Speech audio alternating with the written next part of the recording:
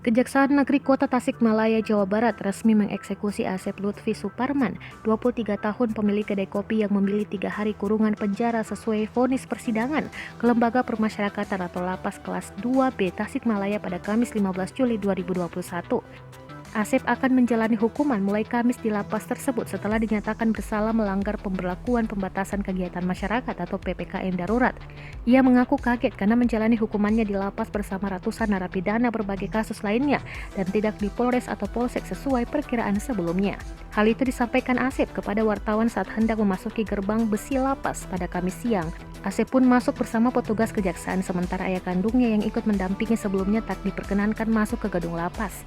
Ayah kandungnya hanya bisa terdiam di depan gerbang dan menunggu kabar dari pihak kejaksaan di luar gedung tentang kondisi anaknya tersebut. Agus pun menyadari bahwa anaknya selama ini telah bersalah melanggar PPKM darurat karena kafe di lantai 3 rumahnya itu masih buka dan menerima pembeli makanan di tempat melebihi batas waktu sesuai aturan.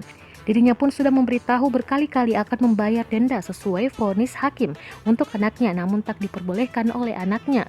Sementara itu, Jaksa Penuntut Umum Kejaksaan Negeri Kota Tasikmalaya, Sidik, membenarkan pemilik kedai kopi yang melanggar PPKM darurat telah dijebloskan ke lapas Tasikmalaya sesuai pilihannya sejak hari itu.